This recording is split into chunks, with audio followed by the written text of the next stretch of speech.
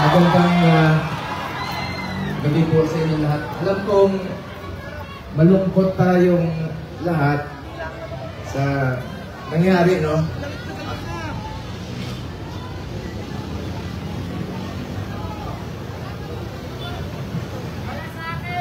Alam nyo, kwento ko lang po sa inyo ang huling balita ko kay Tatay Digong. Matagal kaming magkasama. Alam nyo, higit pa sa tatay ang turing ko sa kanya. 1998, una po akong nanimbihan sa kanya. Hanggang 2022, kahit senador na po ako, sinasamahan ko siya hanggang sa huling araw ng kanyang termino. Sumama po ako hanggang makauwi siya sa bahay niya noong June 30 of 2022. Alam ko yung hirap na niya. Halos hindi na nga makasuot ng medyas. Sinong magme-medyas sa kanya doon? Kaya nga, naburit talaga kami. Gusto ko lang iyak. Yung sinabi ko sa akin.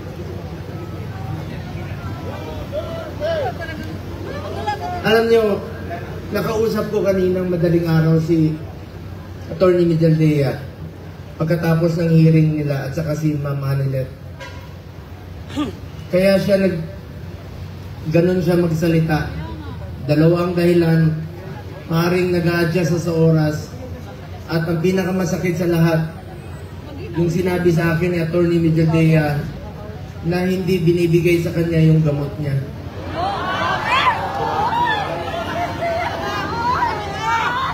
Alam niyo ba, hindi nga niya alam kung ano yung gamot na iniinom niya. Binibigay sa kanya ng nurse niya.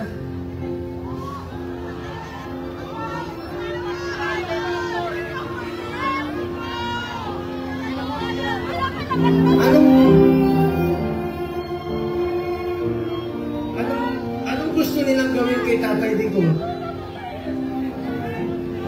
Kung kaya nilang ipadala si Tatay Digong doon, gawan nyo ng paraan paano siya ibalik dito.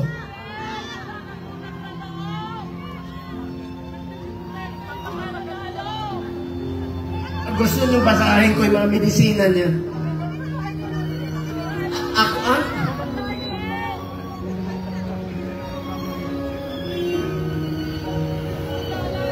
minsan nagtitwitch yung kamay niya, sabi ni Bingbong Kakon.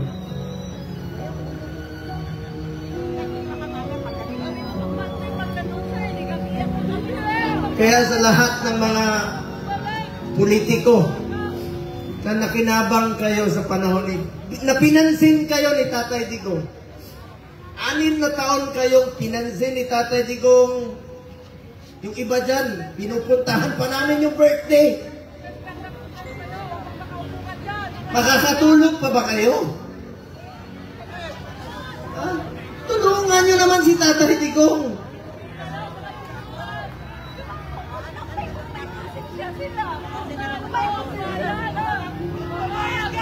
Alam nyo,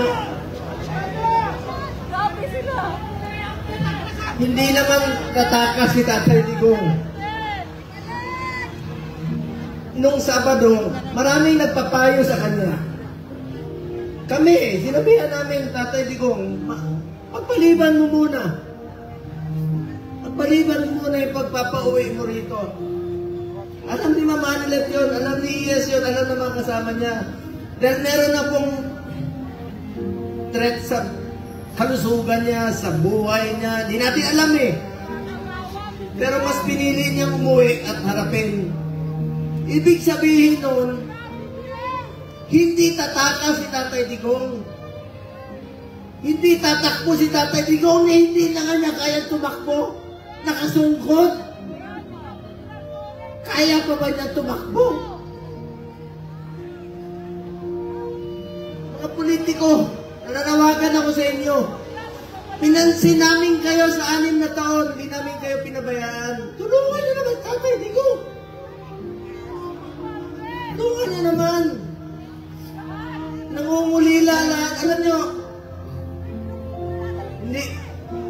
pagdating niya.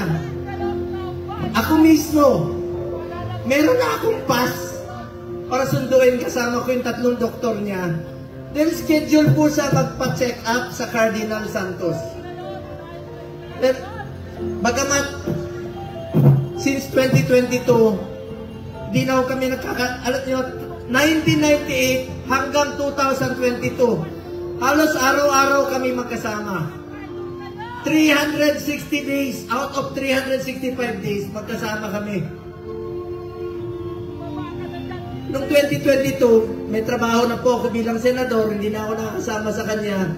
Pero hindi ko po pinapabayaan yung medical niya dahil yun po ang pinangako ko sa kanya hanggang sa pagtanda niya, hanggang sa kamatayan niya, hindi ko po siya iwanan. Lalong-lalo na po sa medical. Alam niyo, nakaraang 4 na buwan, monthly siya nagpapa-check up. Yung dinidrip po siya. You may check with the doctors. I-check niyo sa hospital. Sinasamahan ko siya doon, dinidrip siya para umaba ang kanyang buhay. Scheduled sa March 12. Pero ngayon, pati gamot ipagkakait. Sinong mananagot niyan pag may nangyari kay Tatay Digong? Umangat! Umangat! Umangat! February, umpisa ng December, siya sa Cardinal, sinamahan ko siya. Kasama si Ma'am Hanelet. Enero, bumalik uli kami. Pebrero, bumalik uli kami. March 12 po siya schedule uli. Para sa pagpapagamot niya. Pero pinagkait nila. Pati gamot. Ayaw ibigay sa kanya. Alam niyo, wala siyang tsinelas. Pati tsinelas. Pati tsinelas niya, wala. Nakapaa. Huli namin pag-uusap, nasa aeroplano siya. Sabi ni Bingo, Atty. Major Dea, nakapaa siya. Buti na lang, may nagsuot ng kanyang suot kahapon. Hindi na kaya. Ang lamig doon. Alam nyo, salamat sa piloto niya. Isang co-pilot doon. Binigay niya yung kalo niya kay Tatay Digong dahil alam nila malamig. Binaba siya sa stretcher, mag-isa siya. Hindi alam ni Atty. Major Dea saan siya dinala.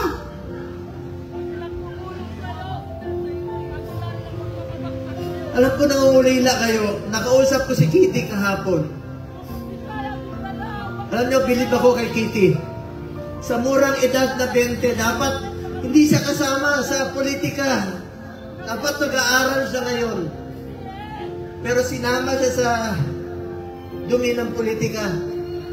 Tinawagan ko siya kahapon. Sabi niya, ninong niya ako eh. Sabi niya, Ninong Bong. Hindi ko mapigilan umiyak. First time ko umiyak talaga. Na kausap siya. Sabi niya sa akin, Ninong, ikaw na muna ang tatay ko. Dahil wala na akong tatay. Sa murang edad niya. Pero matapang si Kitty ha. Sobrang tapang ni Kitty. Sabi niya, Ninong, be strong. Be straightforward. Ito yung panahon na magkaisa ang Pilipino. Magkaisa tayo para kay Tatay Digong. Makikiusap po ako, maghinawan po tayo. Huwag po tayo gumawa ng bagay na ibabalik sa atin. Mga Pilipino, magkaisa po tayo para kay Tatay Digong. Importante muna ang kalusugan, kaligtasan, at kalayaan ni Tatay Digong. Alam ko mga politiko, nakikinig kayo. Konsensya naman kayo.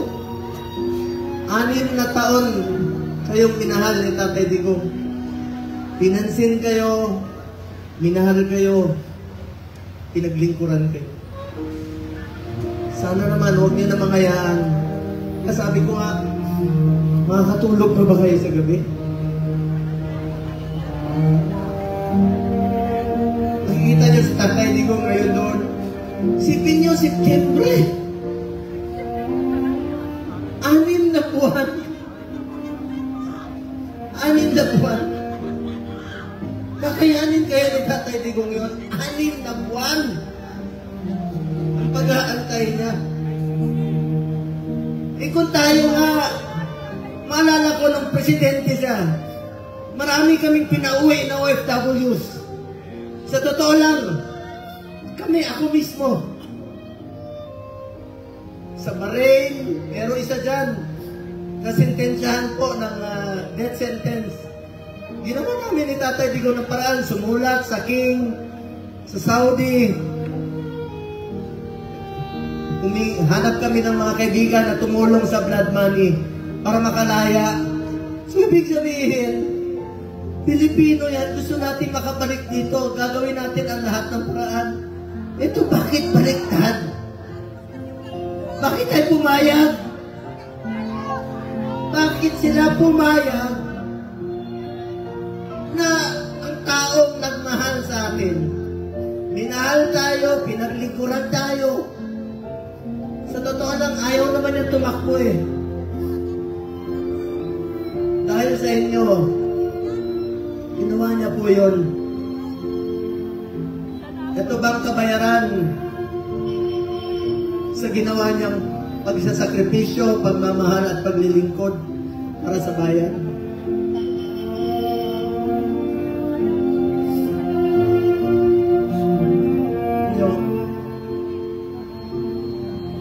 Mga kababayan ko, tulungan tayo na ay balik si Tatay Digong. Alam ko nangungulila kayo. Alam ko maraming Pilipino halos hindi makatulog. Hindi tayo makatulog. Alam niyo, marami ako narinig. Yung iba, kahit hindi natin kasama sa politika, marami nagte-text sa akin, hindi nila matanggap na bakit hinayaan payagan na magkaganon. Ikiusap po ako, alam ko nakikinig naman po kayo. Kung kaya niyong dalahin si Tatay Digong ng ganon kabilis, sana ibalik niyo po dito sa amin. Nangungulila po ang Pilipino.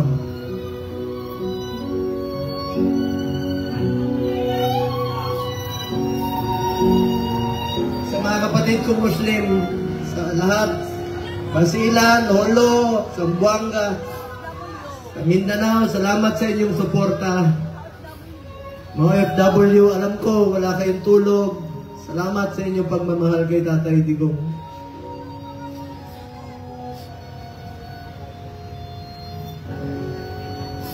Mga taga-Bisayas, alam ko mahal na mahal yung mga Bisaya. Salamat. At dito sa Luzon, alam ko nangungulila tayo. Dasal po tayo. Please lang, yan lang po ang pakiusap ko sa inyo. Pag sana huwag siya pabayaan ng Panginoon. Ako po ay natatakot. Natatakot sa kanyang kalagayan. Sanay po siya na inaabot sa kanya ang lahat. Damit, pagkain, itong medisina po.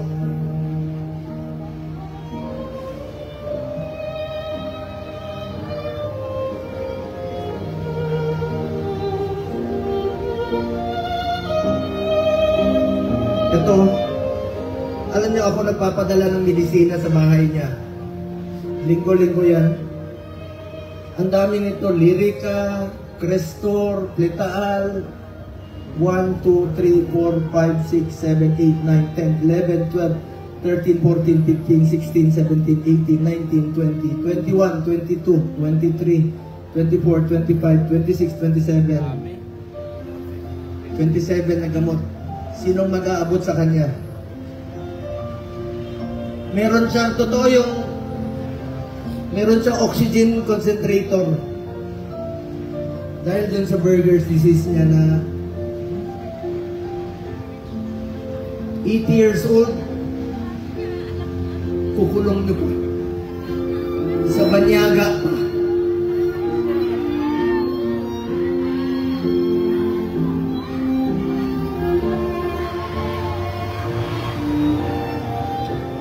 Alam nyo, inahol lang kayo. Alam ko mahal niya si Tatay Digong. Mahal natin si Tatay Digong. Magkaisa tayo lahat, mga kababayan ko. Alam nyo ngayon, kaming naninira sa amin ni Bato. Kanina, sinasabihan kami na naglaglagan, mga ganun. Alam nyo, huwag kayong maniwala sa mga yan. Yan ang tinatawag na gusto nila kami hilain pababa. Gusto nila kaming sirain. Ako naman po, buklatin nyo man ang, at pag namatay, buklatin nyo kawan. Duterte po. Wala po. Halos wala po akong panahon sa anak ko. Wala akong panahon sa tatay ko. Tatay Digong na po ang naging tatay ko. From 1998 hanggang 2022. 24 years yan. Araw-araw kami magkasama. At sinabi ko sa kanya, Tatay Digong, hanggang kamatayan mo, hindi kita pababayaan. Lalo na sa medical mo. Ngayon, sino na po mag-aabot ng medisina niya? Sa mga nagpakulong sa kanya, makonsensya kayo. Makakatulog pa ba kayo?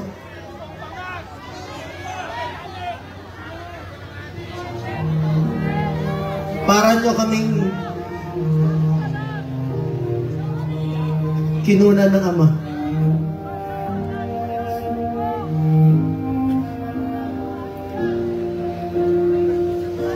Maraming salamat po sa inyo. Pagdasal natin si Tatay Digong sa kanyang mabilis na kalayaan. Pagdasal natin ang kanyang kalusugan. Sa totoo lang po, yun po ang aking kinakatakot, ang kanyang kalusugan. Sa totoo lang po.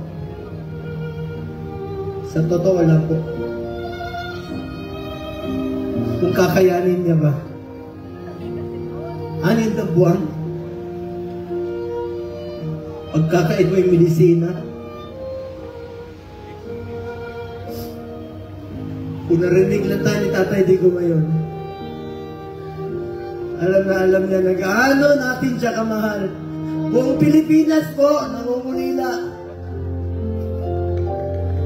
Dasal tayo. Duterte! Duterte! Duterte! Duterte!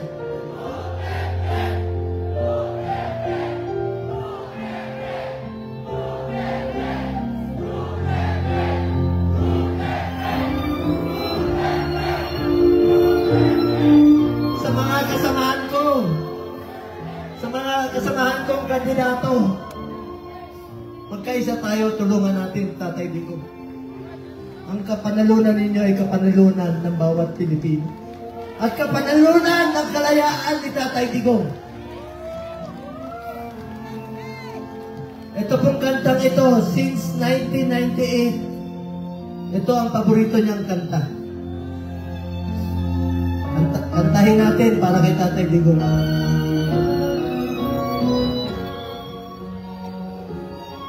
Isa po itong spiritual song na naglalarawan sa tiwala ng ating Tatay Digong sa Panginoon. Lahat po ito'y destiny. Sabi niya noon sa akin, destiny niya po ito. Destiny niya maging presidente. Alam niyo, nung pinadala yung video sa amin, paglapag niya sa Hague, nakita ko talaga ang kabayanihan ni Tatay Digong, ang pagmamahal niya sa Pilipino. Isang tadhana ng isang probinsyano na naging ama ng ating bayan, na minahal tayong lahat. Na totoong minahal tayo. Totoong minahal tayo. Pinaglingkuran niya tayo. When I am done and oh my soul so weary, when troubles come and my heart burden be, and I am still and wait here in the silence until you come and stay a while with me. You raise me up so I can stand on mountain. You raise me up to walk on stormy seas. I am strong when I am on your shoulder. Raise me up to more than I can be.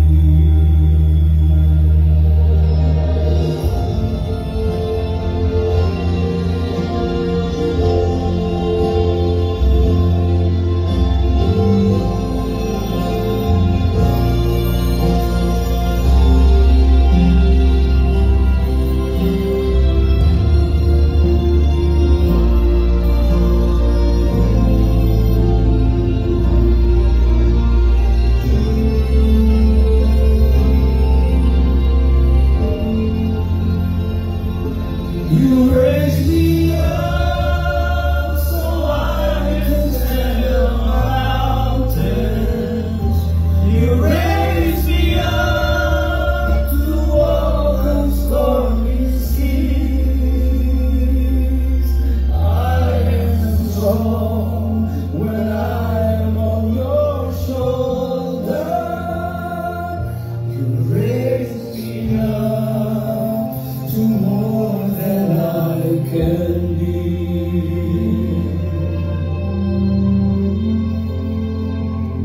You raise me up so I can stand. You raise me up to walk on stormy seas. Stormy seas. I am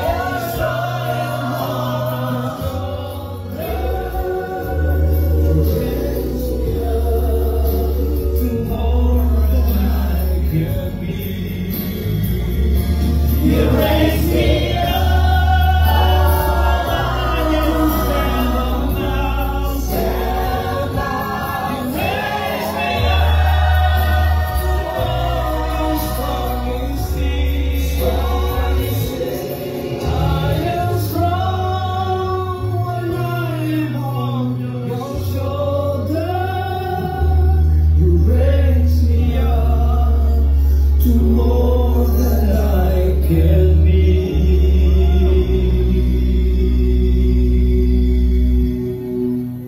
You raise me up to more than I can be. Aswang Mayantes, ako, inyo, senador. Duterte! Duterte! Duterte! Duterte! Duterte! Mga kababayan ko, ipagdasal rin natin ang ating Vice Presidente na si Inday Sara Duterte sa kanyang kaligtasan. Bring PRD home po. Pagdasal natin si Tatay Digong sa kanyang kaligtasan at kalusugan. Maraming salamat po sa inyo lahat, mga kababayan.